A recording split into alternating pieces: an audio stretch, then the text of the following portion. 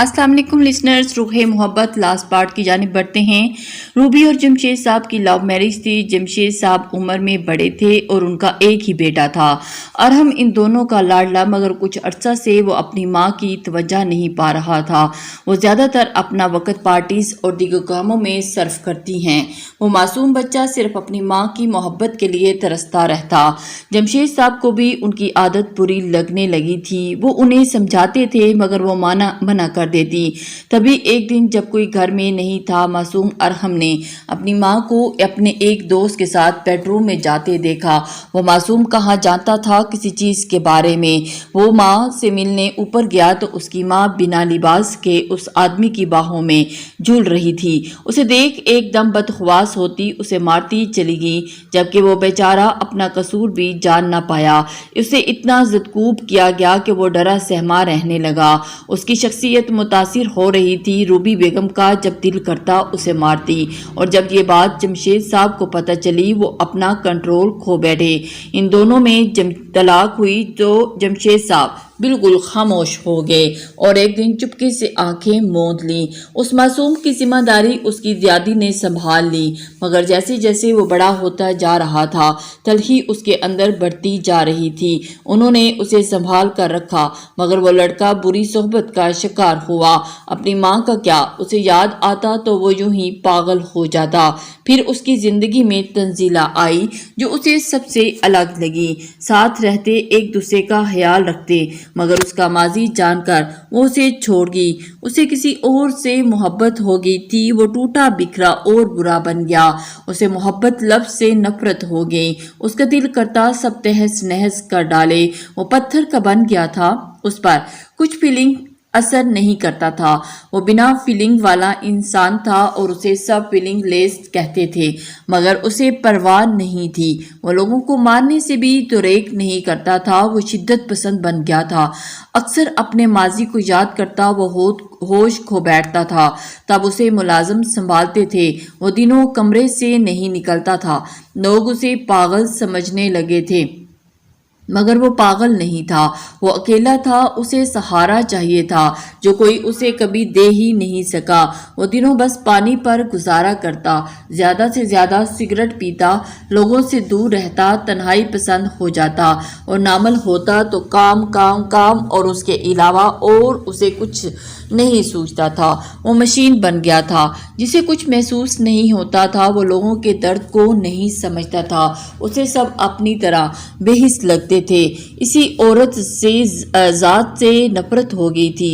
उनके नाम तक से चिढ़ता था। न जाने कितनी औरतें उसके पास आती, मगर वो आंख उठाकर भी उन्हें नहीं देखता था, धुतकार देता था। उसे नहीं चाहिए था कोई और। फिर उसने माहे को देखा तो लगा सब कुछ अलग है। वो खुद पर से इख्तियार खो गया और बिना उसकी मर्जी जाने उसे जिंदगी में शामिल कर गया। जैसे जैसे वो उसकी कहानी सुनती जा रही थी उसकी आंखों से आंसू रवा थे। आप बेफिक्र हैं, आपके ऊपर कोई नाम नहीं आएगा, उन्हें तसल्ली देती वो बाहर अपने पोर्शन में आई। उसके शोहर की जिंदगी इतनी तल्ख होगी उसने कभी सोचा नहीं था। बज़ाहिर खुश देखने वाले लोग अंदर से कितने टूटे होते हैं उसका किसी को एहसास नहीं होता। सब अपनी जिंदगी में गुम, किसी की परवाह कब करते हैं। वो भी एक टूटा हुआ शख्स था जो दुनिया के सामने मजबूत बना रहता था, मगर आज माहे को एहसास हुआ कि वो अंदर से कितना अकेला है। वो डरता था कि कहीं उसे फिर अकेला न रह जाए, इसलिए वो अक्सर ज्यादती कर जाता था। आज उसकी हकीकत जानते वो बहुत अफसुर्दा सी हो गई थी। लम्हे को भी उसके दिल में ये ख्याल नहीं आया कि वो उसे छोड़ जाए, बल्कि उसे तो अब अपने अरहम को संभालना था, उसे अपने साथ का यकीन दिलाना था, मगर ये इतना भी आसान नहीं था। बचपन के लगे जख्म को भरने में अभी बहुत वक्त दरकार था। जख्म लगने में लम्हा लगता है, मगर उसे मंदमिल होने में सालों लग जाते हैं। जितना बड़ा और गहरा जख्म उतना ही दर्द देता है। उसका भी गम बहुत बड़ा था जो अपने निशान छोड़ गया था। इंसान بعض اوقات خود کو ٹھیک کرنے کی کوشش کرتا ہے، مگر یہ ظالم دنیا سب ختم کر دیتی ہے، اس انسان سے اس کے جینے کی وجہ تک چھین لیتی ہے۔ یہ ظالم دنیا تو ایک انسان کو جانور بننے میں مجبور کرتی ہے۔ آج کل کی لڑکیاں دولت کی لالچ میں ابن آدم سے کھیلتی تو جسم کی لالچ میں وہ انسان بنت ہوا کو نوچ ڈالتی۔ قصور دونوں کا برابر ہوتا، مگر الزام صرف ایک طرف لگایا جاتا۔ اس کی تصویر دیکھتی اس کی آنکھوں سے ایک بار پھر آنسو رواں ہوئے تھے۔ اسے آہستہ آہستہ سب کرنا تھا۔ اسے ارحم کی بیوی، بعد میں پہلے دوست بننا تھا، پھر چاہے اسے کتنا ہی کچھ برداشت کرنا پڑے۔ آفس کے کیبن میں وہ مضطرب سا بیٹھا تھا، جانتا تھا کل جو ہوا غلط ہوا، مگر وہ اپنے ڈر کا کیا کرتا۔ ماہے کو دیکھ کر اس کی طرف اٹریکٹ ہوا تھا، مگر وقت کے ساتھ ساتھ اس سے محبت کرنے لگا۔ وہ معصوم تھی، سیدھی سادی تھی، مگر نہ جانے کیوں اسے اپنا ماضی بھولتا ہی نہیں تھا۔ وہ جب بھولنا چاہتا اس کا ماضی پوری آب و تاب کے ساتھ اس کے سامنے آ جاتا، وہ نہ انجانے میں اسے اذیت سے دوچار کر دیتا۔ ابھی بھی وہ پچھتاووں کی زد میں تھا۔ کل کا رویہ یاد آیا تو ایک بار پھر ڈر غالب آیا کہ وہ کہیں چھوڑ کر چلی جائے، اس لیے اپنا کام چھوڑ وہ اندھا دھند بھاگا تھا۔ رش ڈرائیو کرتا وہ گھر پہنچا تو اسے کہیں نظر نہیں آئی۔ اس کا دل دھک سے رہ گیا تھا، دل کو جیسے کسی نے تیز دھار آلے سے چیرا تھا۔ ماہے، اس کی آواز میں کتنا درد تھا۔ تبھی اسے اپنے سینے پر اس کے نرم ہاتھ محسوس ہوئے۔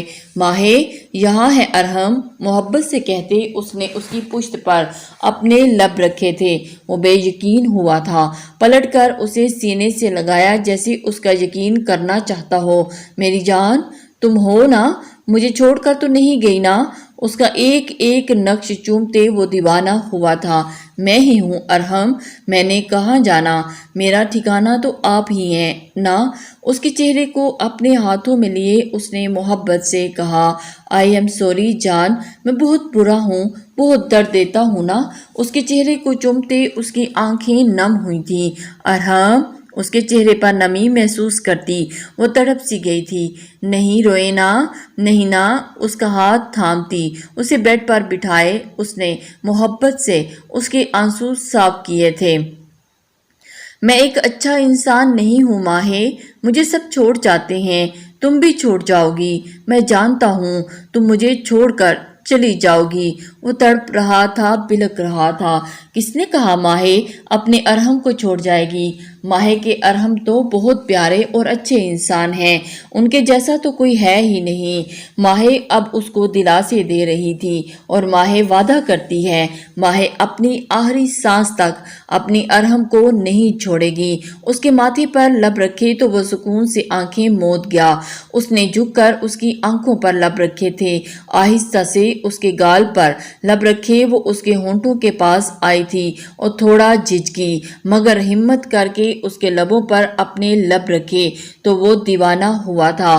اسے مضبوطی سے تھامنے بیڈ پر گرایا تھا، وہ کہیں کٹی ڈال کی طرح اس کے سینے پر گری تھی اور وہ اپنی گرفت سخت کرتا چلا گیا، جبکہ وہ آنکھیں بند کیے اسے محسوس کرنے لگی۔ دونوں ایک دم ایک دوسرے میں مدہوش ہوتے چلے گئے۔ اس نے کروٹ لیے اپنے برابر میں لیٹے ارحم کو دیکھا جو تھوڑی دیر پہلے کی نیند کی آغوش میں گیا تھا۔ اس نے محبت میں اس کے بال سمیٹے اور اس کے ماتھے پر لب رکھے۔ وہ اسے بدل دے گی، مگر اپنی محبت کے رنگ میں رنگ دے گی۔ اسے یقین تھا کہ اس پر کمفرٹ ٹھیک کرتی۔ اس نے اپنی شرٹ پہنی تھی اور اٹھ کر کھڑکی پر آ گئی۔ شام کے سائے دور دور تک پھیل رہے تھے، مگر اس کا دل روشن تھا کیونکہ اس نے کسی کی زندگی بچانے کا عہد کیا تھا۔ اسے اپنے محبوب شوہر کو اس دنیا کی تلخی سے دور لے جانا تھا، لیکن اس کے لیے اسے یہاں سے ارحم کو دور لے کر جانا تھا، مگر کہاں؟ اسے ایسی جگہ دیکھنی تھی جہاں ماضی کی کوئی تلخی نہ ہو۔ وہ ارحم کو سب سے چھپا کر کہیں دور لے جانا چاہتی تھی۔ اس کا دماغ تیزی سے تانے بانے بن رہا تھا، سب ٹھیک ہو جائے گا۔ اس نے خود کو یقین دلایا تھا، ارحم تو مجھے کہیں گمانے بھی نہیں لے کر گئے۔ وہ دونوں اس وقت لان میں بیٹھے چائے سے لطف اندوز ہو رہے تھے، تبھی اس نے منہ بسور کر شکوہ کیا تو وہ مسکرا دیا۔ کہاں جانا ہے میری جان نے؟ ہلکا سا جھک کر اس نے محبت سے پوچھا۔ اس نے پرسوچ انداز میں اپنی تھوڑی پر انگلی رکھی۔ ارحم کو اس وقت کو ڈھلتی شام کا ایک بے حد خوبصورت منظر لگنے لگی تھی۔ وہاں جہاں بس خوشیاں یوں کوئی غم نہ ہوں، آپ ہوں، میں ہوں اور ہماری محبت ہو۔ وہ ایک جذب سی آنکھیں میچ کر بولی تو وہ مبہوت سا ہوا تھا۔ بھلا وہ کہاں اس قابل تھا کہ اسے اتنا پیارا ساتھی ملتا؟ ایسی جگہ کہاں ہے؟ اب یہ بھی بتا دیں محترمہ، وہ اس کو پیار بھرے لہجے میں بولا۔ وہ ذرا جھکا تو وہ دل فریب انداز میں مسکرائی۔ آپ کی باہوں میں اس کے ہاتھ پر اپنا ہاتھ رکھے وہ سچائی سے گویا ہوئی اور ارحم مسکرا دیا، جبکہ اس کی بات پر وہ دل سے مسکرایا تھا۔ مجھے بھی وہیں سکون ملتا ہے۔ وہ اس کے ہاتھ پر اپنی گرفت مضبوط کرتا بولتا چلا جا رہا تھا۔ تو چلیں کہیں نہ کہیں جہاں بس محبت ہی محبت ہو، نہ آپ کا غصہ، نہ کام، نہ لڑائی۔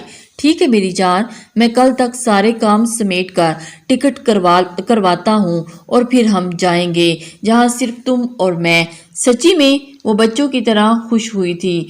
ہاں مچی میں، وہ بھی اسی طرح بولا تو وہ کھلکھلا کر ہنس پڑی۔ زندگی کو اسے خود سہل کرنا تھا، وہ اپنی زندگی جو کسی ماضی کی تلخی کی نظر کبھی نہیں کر سکتی تھی، اسی لیے وہ ارحم کو کہیں دور محبتوں کی وادی میں لے کر جانا چاہتی تھی جہاں صرف وہ اور اس کی جان ہو۔ آج کا پورا دن اس نے اپنا کام ختم کرنے میں لگایا تھا۔ وہ اسے پاکستان ٹور پر لے جانا چاہتا تھا مگر جہاں کام بھی نہیں چھوڑ سکتا تھا، اس لیے سارے کام نپٹاتے نپٹاتے اسے کافی رات ہو گئی تھی۔ اس لیے گجرے لیے وہ گھر آیا۔ اندر داخل ہوتے ہی اس کی نظر صوفے پر موجود ماہے پر پڑی تھی جو شاید اس کا انتظار کرتے کرتے نیند کی آغوش میں چلی گئی تھی۔ اسے اس پر رج کر پیار آیا۔ وہ کیوں اتنی اچھی تھی؟ اسے باہوں میں بھرے وہ اسے اوپر کمرے میں لایا تھا، اسے بیڈ پر لٹائے وہ پیار سے اسے دیکھنے لگا۔ عورت کو لے کر اس کا نظریہ بدل رہا تھا۔ وہ خود کو خوش قسمت تصور کر رہا تھا۔ اگلی صبح بہت روشن تھی۔ وہ دونوں جلد ہی اپنی منزل پر روانہ ہوئے۔ ارحم نے بائی روڈ جانے کا فیصلہ کیا تھا۔ پورے راستے کا وہ اسے دماغ کھاتی رہی تھی۔ وہ یہ سب پہلی بار دیکھ رہی تھی اور وہ مسکراہٹ دبائے اس کا اشتیاق سے بھرپور چہرہ دیکھ کر سکون محسوس کر رہا تھا۔ سفر طویل تھا۔ ارحم نے راستے میں ایک ہوٹل میں گاڑی روکی تھی جہاں انہوں نے رات کا کھانا کھایا تھا۔ ارحم یہ کھانا تو بہت مزے کا ہے، وہ چٹخارا لیتے ہوئے بولی تو اس کی اس ادا پر اشک کر اٹھا۔ میری جان، یہ چاہے کتنا بھی اچھا کیوں نہ ہو، تمہارے ہاتھ کے کھانے جتنا لذیذ نہیں ہے۔ ارحم نے اس کے کھانے کی تعریف کی اور وہ ایک دم سر جھکا گئی۔ اوہو، آپ کو تو بس میری تعریف کرنے کا موقع چاہیے، یہ نہ ہو کہ اس تعریف سے پھول کر میں موٹی ہو جاؤں۔ وہ ہنس کر بولی تو وہ سر ہلا گیا۔ کھانا کھا کر وہ ساتھ بنے صحرا میں آئے۔ کمرہ چھوٹا تھا مگر بے حد صاف ستھرا۔ چھوٹا سا بیڈ، سائڈ ٹیبل اور ایک الماری اور ایک دیوار کی شیشہ۔ وہ تو یہاں کی ہی دیوانی ہو رہی تھی۔ پوری رات اس کے سینے پر سر رکھے اس نے آنے والے دنوں کی پلاننگ کی تھی۔ جیسے جیسے رات گزرتی جا رہی تھی ویسے ویسے وہ اپنی پلاننگ میں مصروف تھی۔ اگلے دن وہ لوگ مری پہنچے تھے۔ ارحم آرام نہیں کرنا نا۔ ارحم کو بستر میں منہ دیے کچھ دیکھ وہ چٹکی تھی۔ تبھی اچانک سے ارحم نے اس کا ہاتھ تھاما اور اسے اپنی طرف کھینچا تھا اور اس کے لبوں کو اپنی گرفت میں لیا تھا۔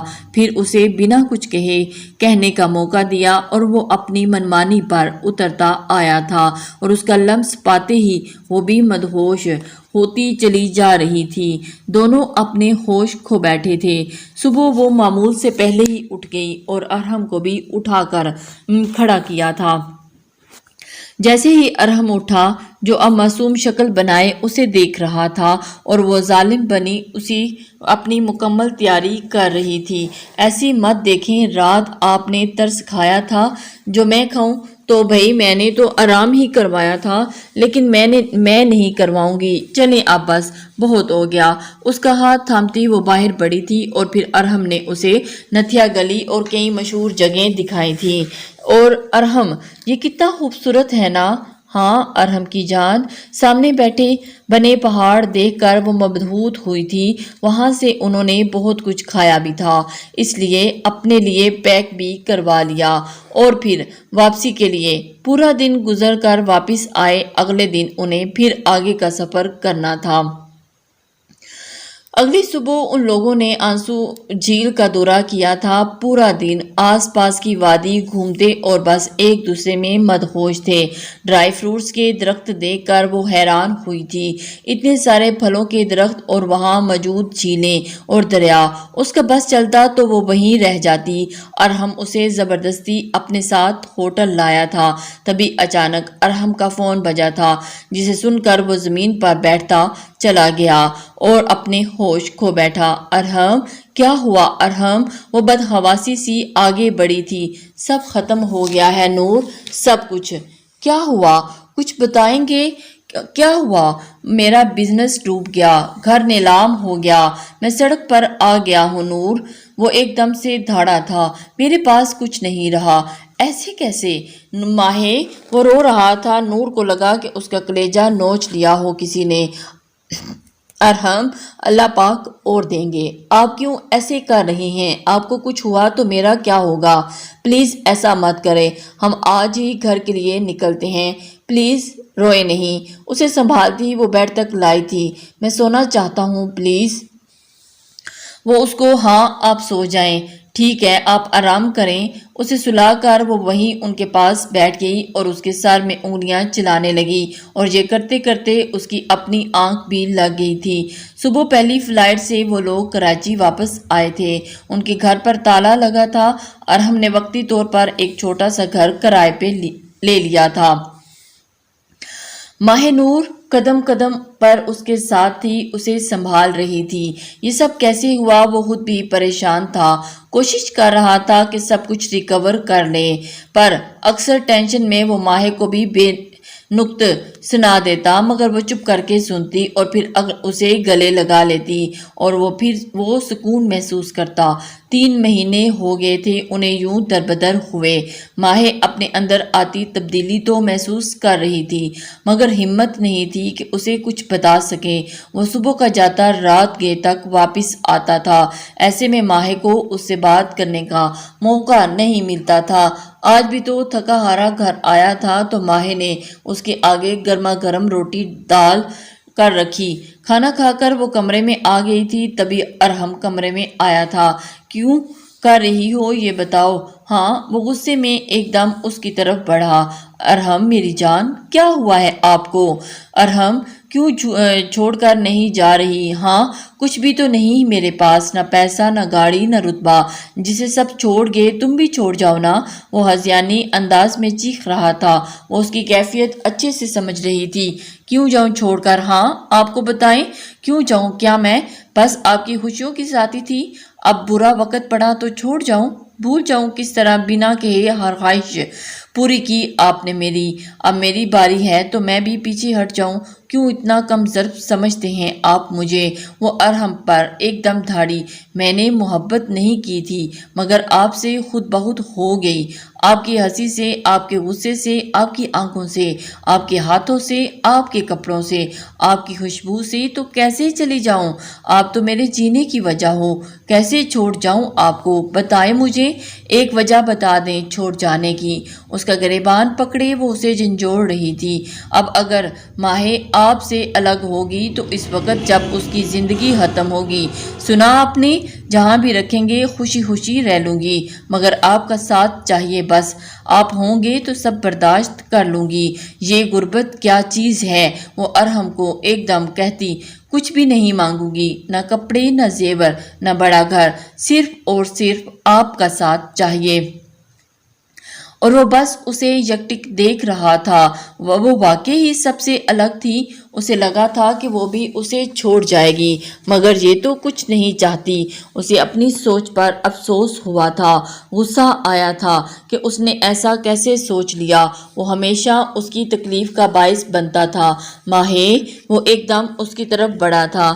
नहीं माफ़ करूँगी, कभी माफ़ नहीं करूँगी इन सब के लिए आपको। आई समझ, आप बस बहुत हो गया। उसे पीछे हटाती वो रोती हुई मुड़ी थी, तभी जोर का चक्कर आया। वो जमीन बोस होती, मगर अरहम ने वक़्त रहते उसे संभाला था।